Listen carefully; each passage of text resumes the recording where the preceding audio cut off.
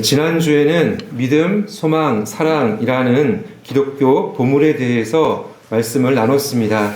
그런데 이 말씀 나누고 한 주간 이렇게 지내면서 이 말씀을 전했는데 뭔가 또 빠진 부분이 있고 아니면 또 뭔가 더해서 덧붙이지 않아도 되는데 덧붙인 내용이 있고 하면서 이렇게 계속 그 생각이 되는 것입니다. 그래서 이 설교를 다시 이렇게 보강하고 또 다시 이렇게 말씀을 나눠야 할까라는 생각을 했었는데 이제 오늘부터 시작되는 빌립보서 1장 이 말씀을 준비하다가 이 말씀 가운데 제가 이제 그 보충하고자 하는 내용이 다 들어가 있는 것입니다. 그래서 따로 다시 할 필요 없고 이 말씀을 통해서 준비한 말씀을 통해서 그 믿음, 소망, 사랑 가운데 부족했던 부분을 채우시고 또 더했던 부분은 또 이렇게 좀 가라앉히시면서 이 말씀을 함께 나누기를 바랍니다.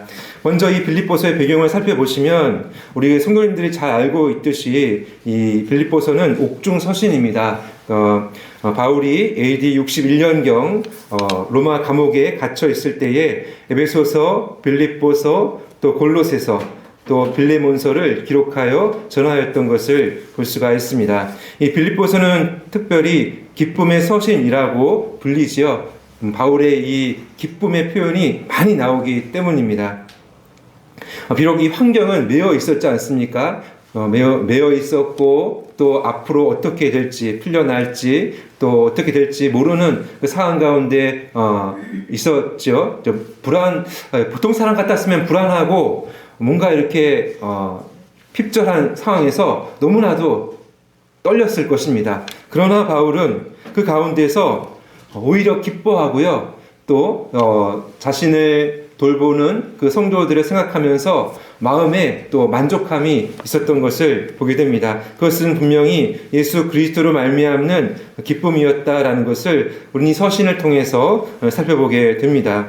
그리고 이제 이 바울이 서신을 처음에 쓰면서 그 인사말을 할 때 가장 먼저 했던 이 성도들에게 했던 그 말 가운데 이 성도들의 신앙 정체성을 이렇게 딱 가르쳐주는 내용이 있어서 이 부분을 먼저 우리가 보고 이 본문의 내용으로 들어가도록 하겠습니다. 본문 1절로 2절을 다시 한번 읽어보면 그리스도 예수의 종 바울과 디모데는 그리스도 예수 안에서 빌립보에 사는 모든 성도와 또한 감독들과 집사들에게 편지하노니 하나님 우리 아버지와 주 예수 그리스도로부터 은혜와 평강이 너희에게 있을지어다.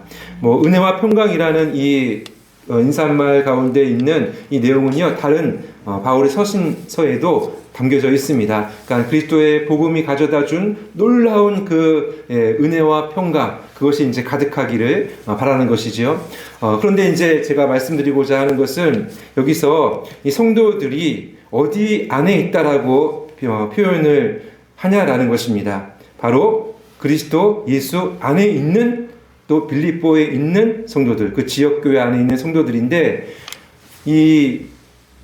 이보다 근본적으로 이 성도들은 그리스도 예수 안에 있다라고 합니다. 이 안에 있다라는 표현은요, 믿음으로 그리스도와 연합되어 있다라는 것입니다.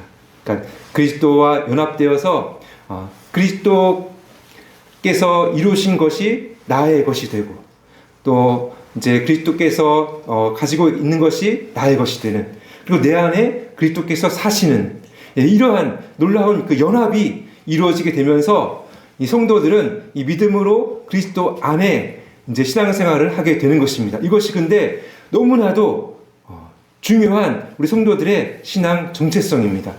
지난주에도 이제 이 그림으로 이제 이 도구로 제가 이제 복음을 설명했는데요. 이 그림을 이제 제가 이제 다시 보여드리는 것은 이 빨간색 그림이 이제 우리 자신을 가리키는 것이고요. 그리고 이제 까만색은 무엇일까요? 죄. 그러니까 죄로 말미암는 사망. 그리고 이제 하얀색은 의로움. 하나님 보시기에 이제 의롭다 여김을 받게 하는 그 의. 하나님의 의. 그리고 이제 또 다른 게 있죠. 까만색 그 조그마한 건 뭘까요? 이제 인류의 첫 번째 대표였던 아담. 그리고 이제 빨간색 요거는 뭐냐면은 두 번째 인류의 대표인 예수 그리스도. 그러니까 로마서 5장 말씀을 제가 통해서 성도님들에게 이제 성찬을 베풀었지 않습니까? 그때 제가 뭐라고 말씀드렸습니까? 첫사람 아담으로 말미암아 그의 불순종으로 말미암아 모든 사람이 죄인 되었다. 그래서 우리 빨간색 그 찍찍이에 까만색을 붙이는 것으로 제가 표현을 했지 않습니까? 그래서 우리는 태어날 때부터 태중에서부터 우리는 죄로 오염된, 그러니까 본성이 죄 가운데 있는 본성이 타락한 그러한 그 죄인으로 태어났다라고 하고요. 그리고 이 죄에 대한 책임은 다 누구에게 전가받았는가? 아담에게 전가받았다라고 해서 우리는 죄에 대한 책임을 지고 또 죄의 오염 가운데 우리는 이 땅에 태어나면서 결국은 죄로 인한 사망 가운데 이렇게 있다라고 말씀을 드렸죠. 그러나 한 사람이 불순종으로 모든 사람이 죄인 된 것과 같이 한 사람의 순종하심으로, 누구죠? 예수 그리스도의 순종하심으로, 그분이 또한 십자가의 속죄하심으로 말미암아 우리가 의롭다 여김을 받았다라는 것이죠. 우리가 죄 용서함을 받고 하나님 앞에 어찌 설 수 있는, 우리 자신은 아직 연약하고 죄성을 가지고 있지만 하나님께서 우리에게 또 믿음 주셔서 예수 그리스도의 의를 받게 하심으로 이제 우리는 하얀색으로, 그러니까 예수 그리스도로 옷 입은, 하나님 보시기에 그 누구나 다, 그러니까 믿음으로 누구나 다 이제 하나님 앞에서 어찌 설 수 있는 그러한 구원받은 그러한 백성이 되었다. 그뿐만 아니라 그 예수 그리스도 그 조그마한 빨간색이 어디에 붙나요? 바로 우리 위에, 우리의 머리가 되시고 우리의 주가 되심으로 우리를 일평생 인도하시고 우리는 그분을 섬기는 친 백성이 되었다라고 이렇게 설명을 드렸습니다. 그러니까 예수 그리스도와 믿음을 연합했을 때 가장 첫 번째 나타나는 가장 놀라운 그 은혜의 놀라운 그 작용은, 성령의 역사는 바로 우리를 믿음으로 의롭다 하시는 하나님의 그 놀라운 의를 전가받게 하신다라는 것입니다.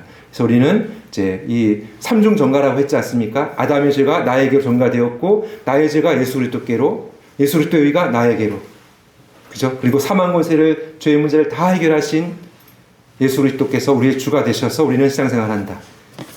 그래서 에베소서 3장 17절에 보시면 이렇게 말씀이 기록되어져 있습니다. 믿음으로 말미암아 그리스도께서 너희 마음에 계시게 하옵시었고 너희가 사랑 가운데서 뿌리가 박히고 터가 굳어져서라고 기록되어져 있습니다. 그러니까 믿음으로 말미암아 우리는 그리스도께서 나의 안에, 그러니까 성령을 통해서 나의 안에 계시고요, 내가 그리스도 안에. 그래서 연합되었다라는 이것은 앞서도 계속 제가 반복해서 설명드리지만 예수 그리스도로 말미암아 우리가 의롭다 여김을 받고요, 그뿐만이 아니죠. 거기서 끝나는 것이 아니라 의롭게 된 백성은 하나님의 친자녀이며 또한 예수 그리스도가 머리 되신 교회 가운데서 예수 그리스도를 주로 섬기며 또 주님께서 거룩하시기에 우리도 그 거룩함으로 또 살아가게 되고요, 그분의 지혜와 거룩함이 또 성도들의 것이 되고요. 그래서 일평생 주님에 따라 살아가는 성화의 삶을 또한 이어서 살아가게 되는 것입니다. 그것도 우리는 성령 안에서 믿음을 통해서 얻게 되는 은혜 가운데 살아가는 것이지요. 자, 이렇게 바른 복음의 진리 가운데서 우리는 믿음으로 그리스도와 연합된 가운데 그리스도 안에서 살아가는 것입니다. 여러분, 이것이야말로 정말 놀라운 복음의 지식입니다. 그래서 제가 지난주에 이제 그 믿음은 지식만이 아니다라고 했을 때 이제 뭔가 이렇게 지식이 아니다라는 식으로 좀 표현을 해서 좀 이게 조금 이제 보강을 해야 되는 것입니다. 그러니까 지식이 포함되는 것입니다. 여러분, 잘못된 지식이 아니다라는 것이지 또 어떻게 보면 단순히 안다라는 그 지식의 차원에서 머물면 안 된다라는 것이지 지식이 있어야 되는 것입니다. 여러분, 성경에 이 기록된 사도의 가르침은요, 놀라운 복음의 진리이고 또 지식이 체계를 가지고 있습니다. 그래서 또한 이것을 알아야 되는 것이죠. 바른 지식을 알아야 되는 것이죠. 또 그리고 이 지식이라는 것은 인격적인 관계에서의 경험적인 알무로 나가는 것이기 때문에 그냥 단순히 이제 그냥 그 어떻게 쌓아놓는 지식이 아니라 살아있는 지식이 되는 것입니다. 그래서 하나님을 더욱더 알아가게 하고 주 예수 그리스도를 아는 지식에서 자라가게 한다는 것이죠. 그래서 우리의 사랑도 여기 본문에도 나와 있지만 참된 그 지식 가운데서 자라는 것입니다. 이 부분을 좀 더 보강해서 이제 설명을 드렸고요. 그리고 제가 말씀드리고 싶은 것은 우리가 이제 삶의 개혁이 필요하다. 또 성도들의 삶이 좀 뭔가 문제가 있다라고 해서 그 삶을 건드리는 것은 물론 이제 말할 수 있지만 그것보다 제가 말씀드리고 싶은 것은 이 교리의 재발견. 그러니까 먼저 이 믿음의 체계, 바른 믿음의 이 복음의 진리를 그 믿음의 내용인 복음의 진리를 바로 안다라고 한다면 당연히 삶은 개혁될 수밖에 없다. 또 밖으로 드러내는 교회 성도로서의 삶도 달라지게 된다라는 것이. 왜냐하면은 여러분 제가 말씀드렸듯이 칭의의 복음이지 않습니까? 의롭다 여김을 받게 하는 그 칭의의 복음을 타협 없이 지키게 되면요, 이 성도들의 이 삶, 성도들 간의 이 삶과 또 관계성을 맺은 이 성도 간의 이 사회가요, 이게 완전히 바뀝니다. 그러니까 인식이 바뀝니다. 왜냐하면은 칭의로 우리가 하나님 앞에 어여치 서지 않습니까? 나에게 먼저 적용되지 않습니까? 그럼 내가 죄 용서를 받고 그리스도의 의로 내가 하나님 앞에 어여치, 이것은 이제 마지막 심판 날에도 마찬가지고 지금도 마찬가지고 하나님께 받아들여지는 것은 나의 의가 아니라 그리스도의 의이기 때문에 나의 잘함과 나의 공로와 나의 자격으로 내가 구원받은 것 아니다라는 것을 우리가 늘 기억하며 하나님 앞에 서는 것입니다. 물론 그 다음에 성화의 과정이 있다라고 했지 않습니까? 그런데 이것을 나에게만 적용하는 것이 아니라요, 가까이에 있는 내 자녀, 내 부부, 또 우리 성도들. 그러니까 인간적으로 볼 때는 부족하고 연약하고 그렇지 않습니까? 그런데 하나님 보시기엔 어떻게 보신다? 의롭다 여김을 딱 받게 하셨기 때문에 우리도 하나님의 그 시각으로 보면은 이게 사회가요, 이 교회 성도들 간의 사회가 이게 인식이 달라지는 겁니다. 그래서 초대교회의 능력이 어디 있었냐면은 빈부귀천 남녀노소, 그러니까 그 당시 종들이 많았지 않습니까?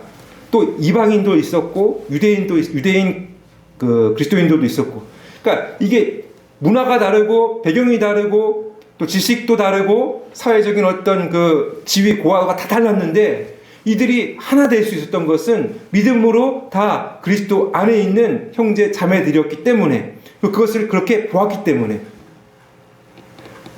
왜 우리 한국 초대교회가 강력했습니까? 그 몇 %도 안 되는 그 한국 우리 100년 전 그 우리 초대교회가 왜 강력했습니까?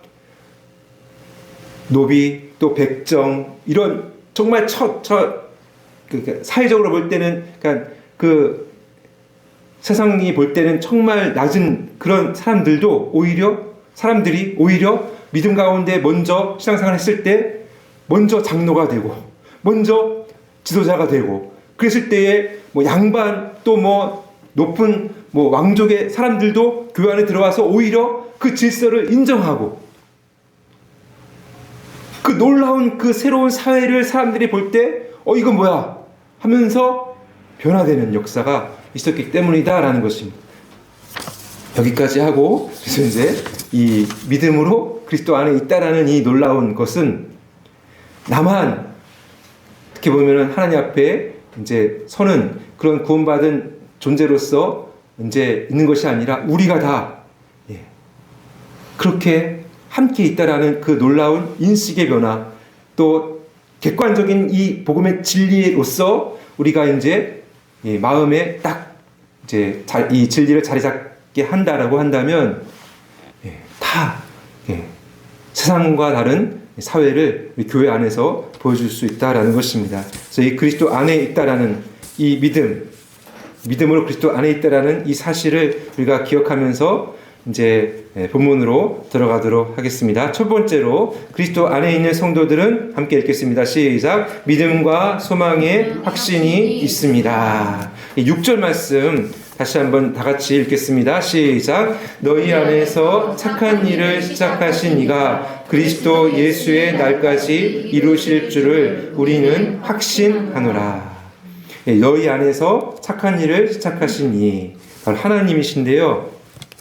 이 착한 일은 무엇일까요? 이 빌립보 교회 성도들 가운데 그리스도 예수 안에 있는 성도들 안에 어떤 것이 착한 일일까요?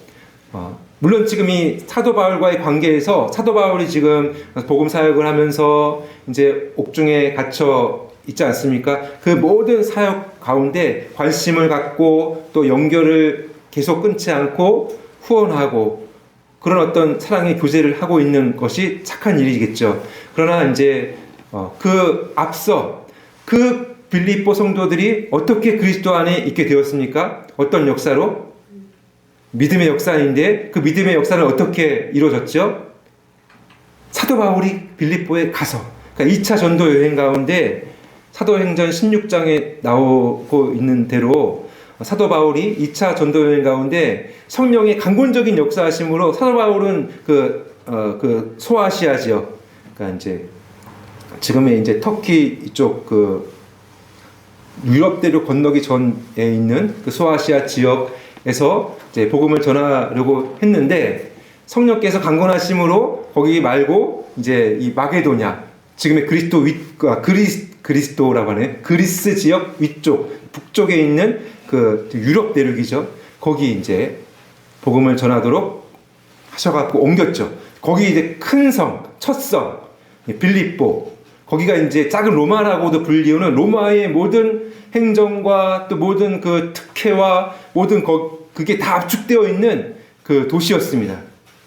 거기에 이제 들어가서 복음을 전했지 않습니까? 그때 이제 빌립보 교회가 이제 세워지게 되는데 그 역사 가운데 첫 번째 인물이 루디아라는 여인이었습니다. 그러니까 그 옥감 장수 루디아라는 여인이었는데 그 장면이 사도행전 16장 14절에서 15절에 나오고 있습니다. 제가 읽어드리겠습니다. 두아디라 시에 있는 자색 옥감 장사로서 하나님을 섬기는 루디아라는 한 여자가 말을 듣고 있을 때 주께서 그 마음을 열어 바울의 말을 따르게 하신지라. 그와 그 집이 다 세례를 받고 우리에게 청하여 이르되 만일 나를 주 믿는 자로 알거든 내 집에 들어와 유하라 하고 강권하여 머물게 하니라. 예. 물론 이제 루디아가 하나님을 섬기고 있었다라고 이렇게 표현되어 있는데 당시에는 그러니까 유대교에 관심을 가져서 이방인들일지라도 그 유대교가 믿는 그 하나님에 대한 이제 하나님에 대한 그 이제 어떤 관심이 있었던 사람들도 많이 있었다라고 합니다. 그런 사람들 중에 하나였던 것으로 보여지고요. 그런데 거기서 이제 멈추면은 안 되는 거죠. 하나님께서 이 땅에 보내신 예수 그리스도를 믿어야 하는데 이 복음을 이제 사도 바울을 통하여 듣게 된 것입니다. 근데 많은 사람들이 다 복음을 들었겠죠. 그러나 루디아가 이렇게 복음을 듣고 그것으로 이제 그리스도 안에 있는 사람으로 구원을 받게 된 것은 누구의 역사입니까? 하나님의 역사. 그 마음을 열어 깨닫게 하시는 하나님의 역사가 있었기 때문이다. 그러니까 여기서부터 착한 일이 시작된 거죠. 그가 변화되었기 때문에 그 가정 안에 교회를 세우고 자정 오픈해서 여기서 유하라고 하면서 자기 집 식구들도 다 같이 교회를 이루게 된 겁니다. 여기서부터가 착한 일이죠. 뿐만 아니라 이 빌립보 교회가 어떻게 또 이제 이어져 가게 되느냐면은 이제 바울이 신라와 함께 사역하던 중에 그 점치는 귀신들 요정 하나를 만나게 되었는데요. 그 요정은 이제 소리 지르면서 따라다니면서 막 이렇게 소리 지른 것입니다. 그때 이제 바울이 심히 괴로워해서 예수 그리스도의 이름으로 귀신을 내쫓아 버렸습니다. 근데 이 요정이 누구였다고요? 점치는.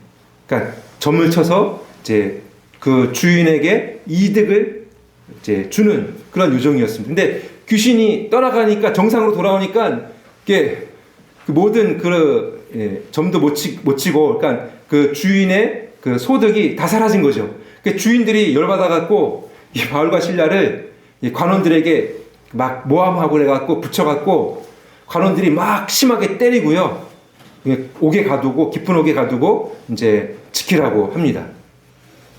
그런데 이때 바울과 실라가 뭐 하죠? 성도님 잘 아시지 않습니까? 이때부터도 바울은 하나님을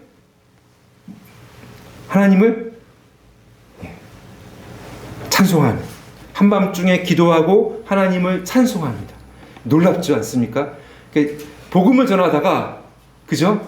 오히려 길이 열리고 막 형통해야 되는데, 복음을 전하다가, 그리고 더구나 귀신 들렸던 이 요정을 해방시켜 주었지 않습니까? 그리고 그 주인들이 오히려 감사해야 되지 않습니까? 그런데 자기 이익 때문에 오히려 이 바울과 실라를 관원에게 넘겨서 막 모진 그런 매질을 당하게 했던 것입니다. 그런데 그 당한 입장에서 억울하고 고통스럽고 했을 것인데, 바울과 실라는 뭐 했습니까?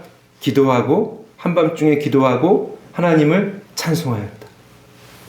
이때 어떤 일이 벌어지죠? 옥토가 움직이며 지진이 나서 모든 메웠던 것들이 풀어지는.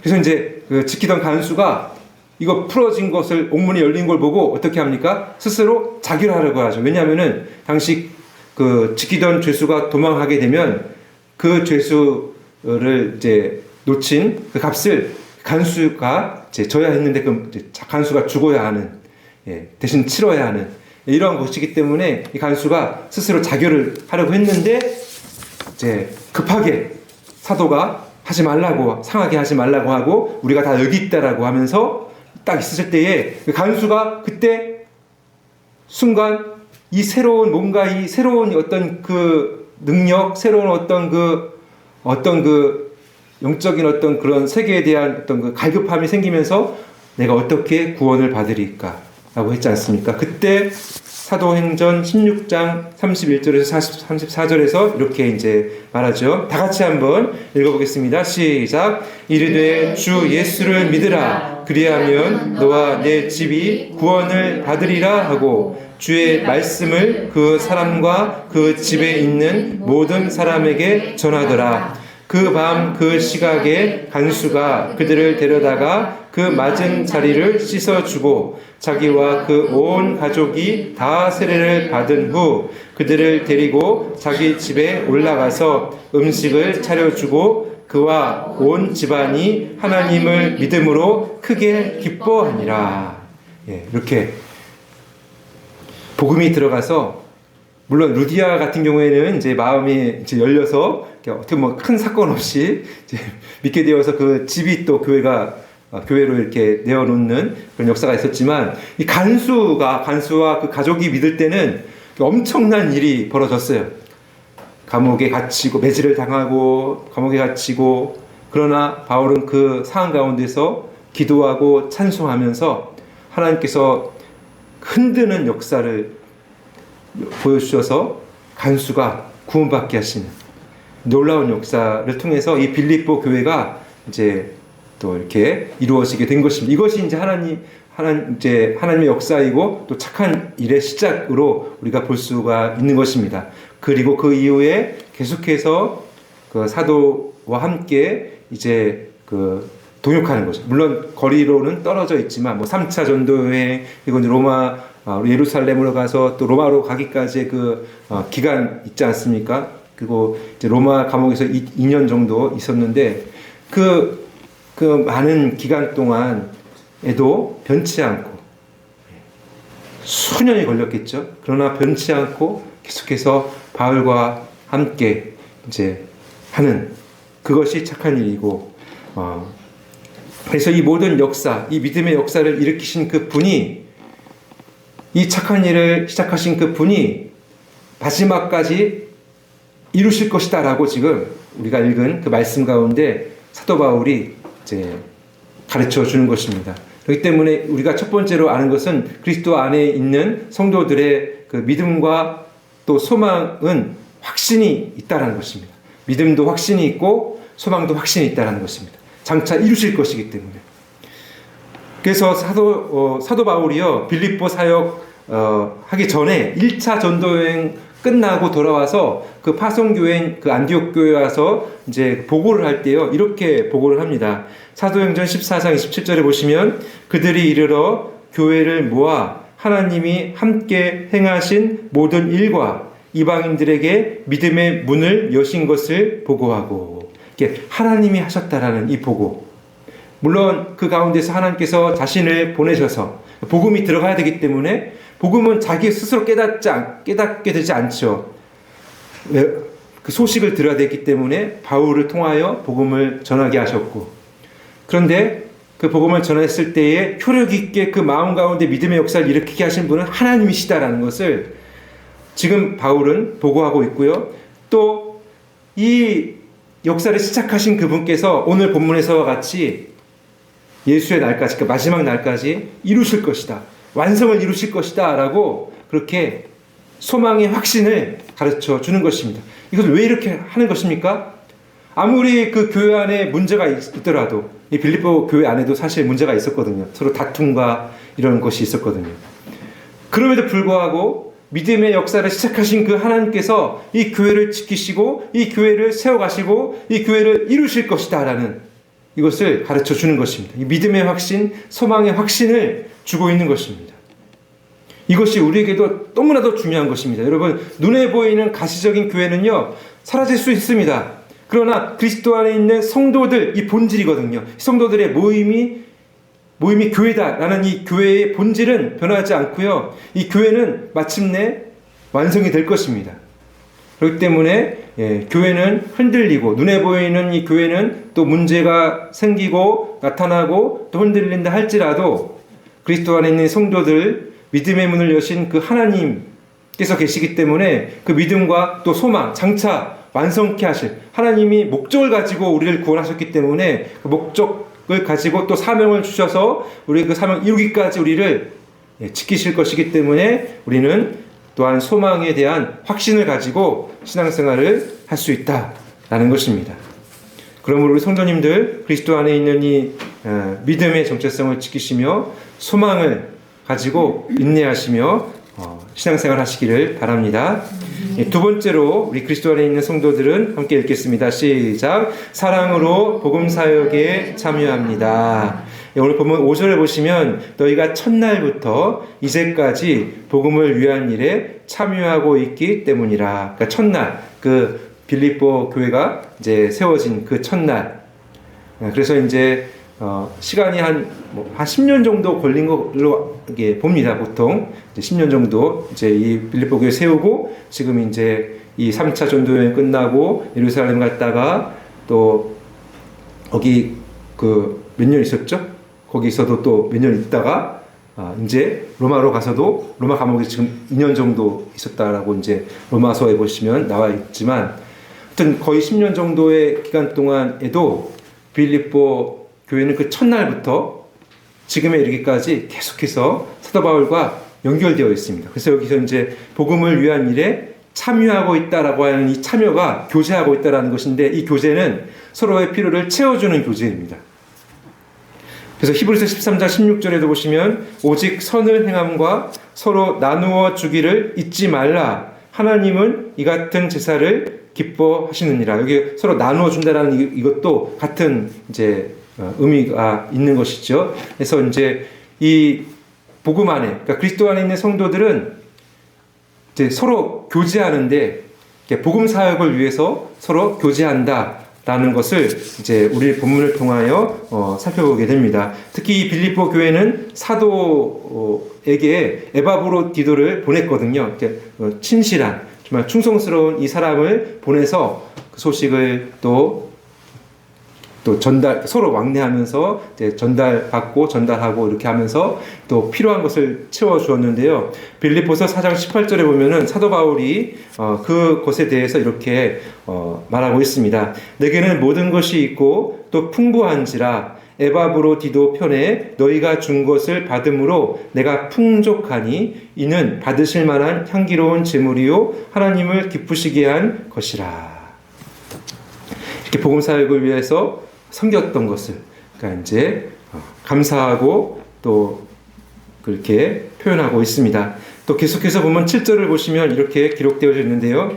내가 너희 무리를 위하여 이와 같이 생각하는 것이 마땅하니 이는 너희가 내 마음에 있음이며 나의 매임과 복음을 변명함과 확정함에 너희가 다 나와 함께 은혜에 참여한 자가 됨이라. 그러니까 바울도 이 빌립보 성도들의 이 그 사랑의 어떤 교제, 사랑의 나눔과 후원에 대해서 그들은 자기와 함께 은혜에 참여하고 있다. 그러니까 이 참여하라는 것은요, 이제 이 함께하는, 함께 이제 특별히 이제 동역하는, 또 함께 파트너를 이루어서 함께 이제 같은 목적과 같은 사명을 가지고 함께하는 자다라는 표현인데, 지금 사도 바울은 이 빌립보 교회 성도들이 자기가 물론 지금 매어 있고 고난당하고 있고 복음을 전하고 있고 그에 대한 열매도 자기가 다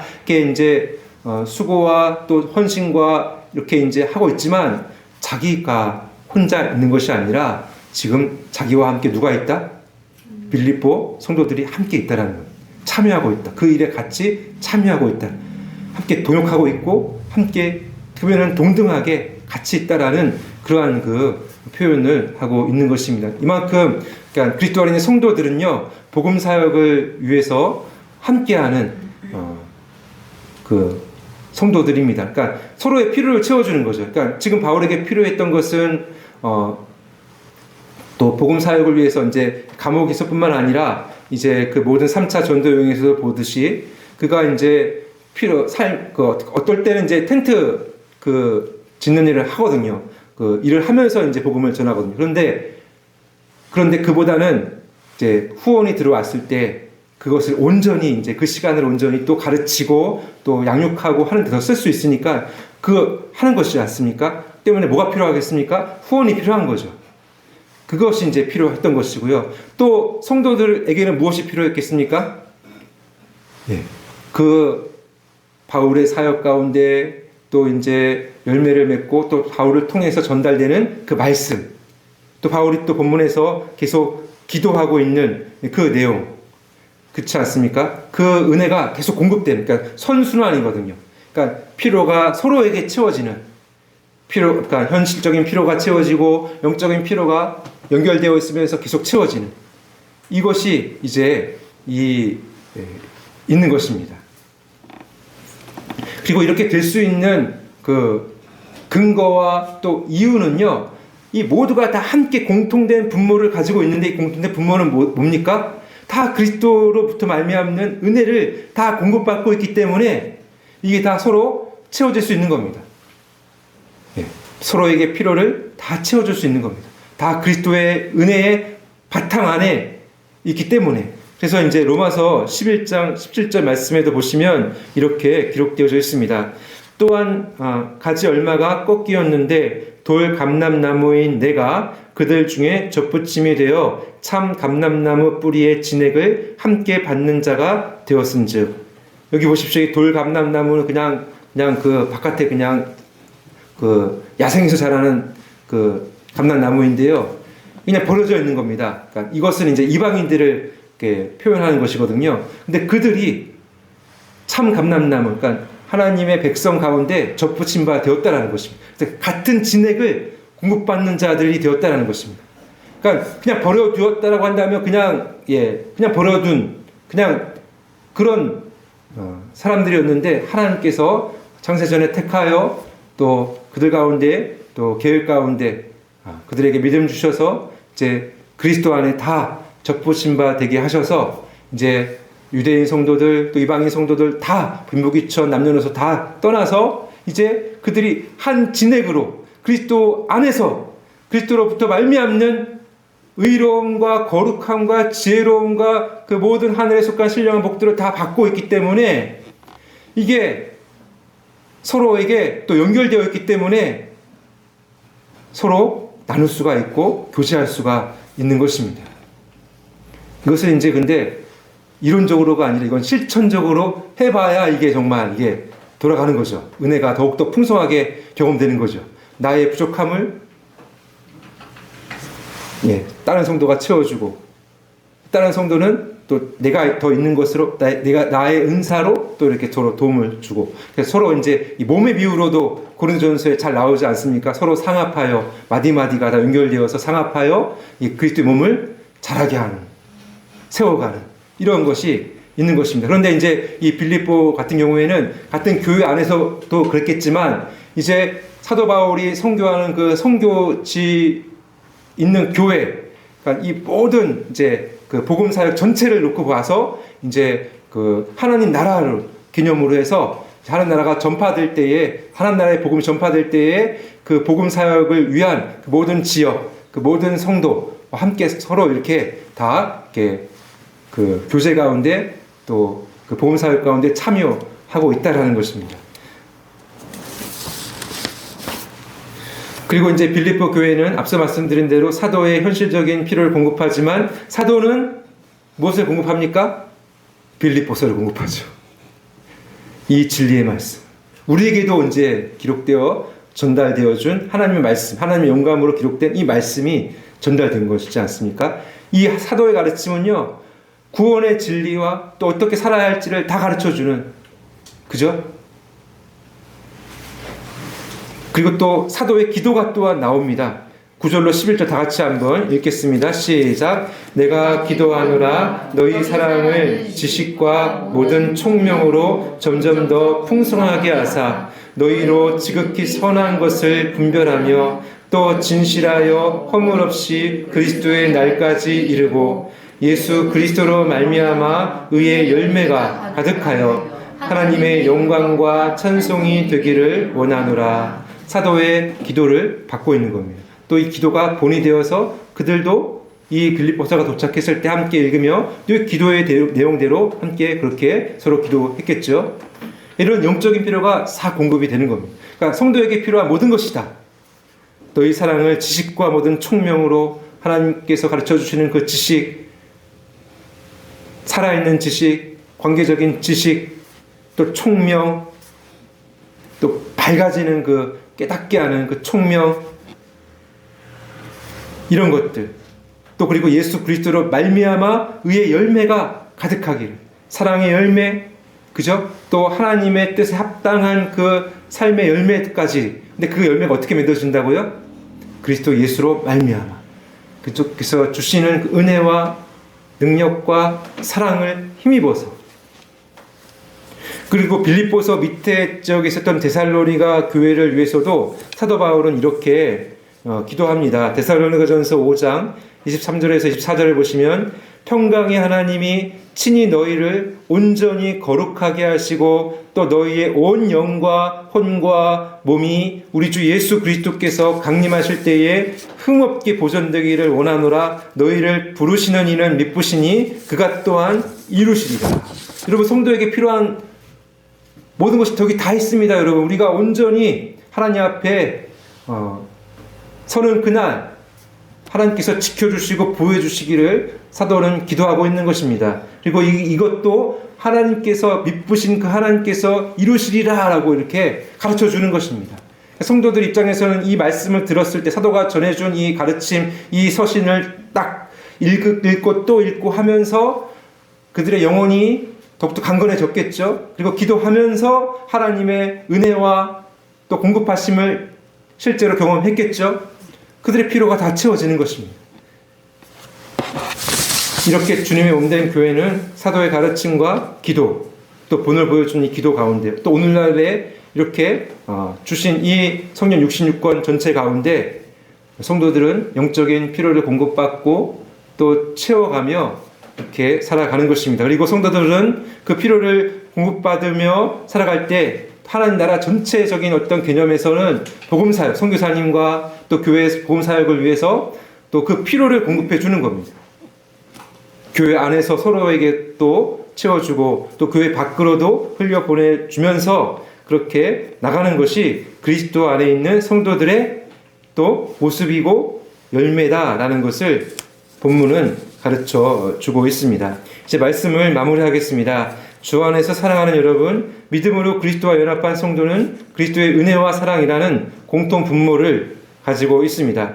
그리고 장래의 완성이라는 확신과 소망을 또한 함께 가지고 있죠. 그리고 서로 사랑하며 용납할 수 있습니다. 이것은 사도 바울이 또 잘 본을 보여주었습니다. 8절 다 같이 읽겠습니다. 시작. 내가 예수 그리스도의 심장으로 너희 무리를 얼마나 사모하는지 하나님이 내 증인이시니라. 여기 심장이라는 것은 이제 이 내장, 그러니까 이 가장, 그러니까 고대인들이 생각했던 가장 깊은 곳으로부터 나오는 그 긍휼을 가리켜 주는 말인데요. 예수 그리스도께서 우리를 그렇게 사랑하셨지 않습니까? 긍휼히 여기셨고, 그런데 그 심장을 지금 바울도 가지고 있습니다. 왜냐하면은 그리스도께서 자신을 그렇게 사랑하셨기 때문에 그 사랑을 정말 깊이 받고 또 그 사랑으로 이제 성도를 사랑하게 하는 것입니다. 이것이 사도가 보여준 그 사랑의 본이고요. 또 성도들이 그렇게 또 따라갈 수 있는 본인 것입니다. 왜 따라갈 수 있냐면은 내 힘으로 안 돼요. 그러나 앞서도 계속 말씀드렸듯이 믿음이 있죠. 어떤 믿음? 의롭다 여김을 받은 믿음. 그 믿음은 나에게만 적용되는 것이 아니라 빈부귀천 남녀노소를 떠나서 믿음이 있는 성도들이라면 다 적용되는 것이기 때문에 그런 똑같은 하나님 보시기에 한 형제요 자매인, 그건 영원히 한 형제와 자매이지 않습니까? 영원히 함께 지금부터 영원히 함께. 그렇기 때문에 그리고 또 무엇입니까? 한 소망 가운데 완성을 바라보고 있기 때문에 지금은 비록 부족하고 연약하지만 그래서 성도들이 서로 교제하면서 필요한 것을 채워주고 체험받고 또 연약한 부분은 또 이렇게 세워주면서 가는 것입니다. 또 죄와 함께 싸우고요. 그러면서 서로 사랑을 연습하고 열매를 맺어가는 것이죠. 이것이 그리스도 안에 있는 성도의 모습이다. 그리고 사도가 가르쳐준 또 본이다라는 것을 기억하시기를 바랍니다.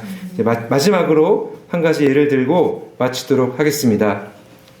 혹시 미우라 아야코라는 일본 소설가를 아십니까? 양치는 언덕, 또 설령이라고 이제 눈덮인 봉우리라는 이 눈덮인 봉우리 설령은 이제 제가 이제 여기 그림을 준비했지만 여기 이제 안상혁 교수님이라고요. 합신 총장님이신데 설교하시다가 이제 설령이라는 책을 소개해 주시더라고요. 그래서 제가 설령이라는 책을 또 이렇게 소개를 같이 해드리는데 제가 직접 사서 갖고 읽어봤는데 이제 실화를 배경으로 이제 각색을 해서 이제 소설을 썼습니다. 근데 이분이 미우라 야하코가요. 이제 양치는 언덕 같은 경우에 보면은 이제 이 문학은 세상과 이제 싸우기 위한 도구다라고 이제 그런 어떤 인식을 가지고 소설을 쓰시는 분이라고 이제 소개를 이제 하시더라고요. 근데 미우라 야하코 같은 이 기독교 작가 분들은 어떻게 이 소설을 구성하느냐면은 일단은 인간의 죄를 드러냅니다. 그러니까 양치는 언덕 같은 데 보면은 그러니까 인간의 어떤 연약함과 이 부족함을 그대로 그냥 다 드러냅니다. 그래서 그 중에 있는 한 구절을 제가 읽어드리면 인간은 완전하지 못해요. 언제나 무슨 잘못을 저지르고 있어요. 잘못을 저지르지 않고서는 살아갈 수 없는 것이 인간이에요. 그러니까 그들의 삶의 모습이 쫙 파노라마처럼 쫙 펼쳐지는데요. 그러니까 소설을 읽으면 거의 3분의 1 이상이 다 인간의 잘못하는 내용이에요. 이게 어떤 말로 할 수 없는 잘못을 다 저질러요. 그런데 거기서 끝나는 게 아닙니다. 해결책을 제시하죠. 어떻게 제시합니까? 그리스도의 십자가를 딱 제시하는 거예요. 양칠 언덕에도 보면은 그 죄인이었던 그 주인공이 자기가 그린 십자가를 딱 십자가 앞에서 무릎 꿇고 있는 자기를 그리거든요. 그것을 남기고 죽거든요. 그것이 이제 진정한 인간의 회복이다라고 이렇게 딱 드러냅니다. 이 설령이라는 이 작품도 보면은 어떤 3분의 2까지는 그냥 특히 남자의 내면의 성적인 갈등도 막 드러내고 또 막 이렇게 고민하고 갈등하고 이래요. 그리고 또 철학적으로도 고민하고 종교적으로도 고민하고. 그런데 결국은 마지막 단계에서는 이제 복음 전도자의 복음의 예수 그리스도의 복음을 딱 듣고 이제 회심하게 되죠. 언제부터인지는 모르겠지만 갈등을 하다가 이제 마침내 회심을 합니다.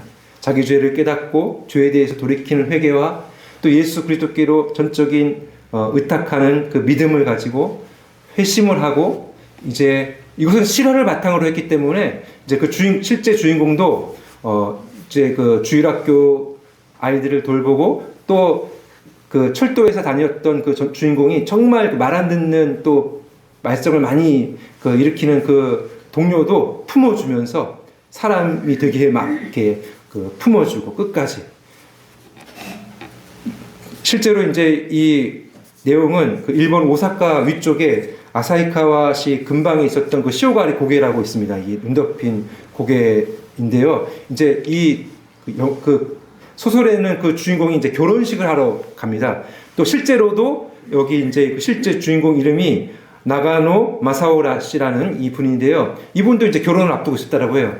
근데 이제 한참 복음 사역을 이제 회심해서 하고 있다가 이제 그 고개를 넘어가서 이제 그 신부를 맞이해야 되는 그 상황이었는데요. 고개를 넘어가다가 그 객차가 분리가 돼요. 딱 끊어져서 분리가 되는데 올라가다가 분리됐기 때문에 이 객차가 내려가지 않겠습니까?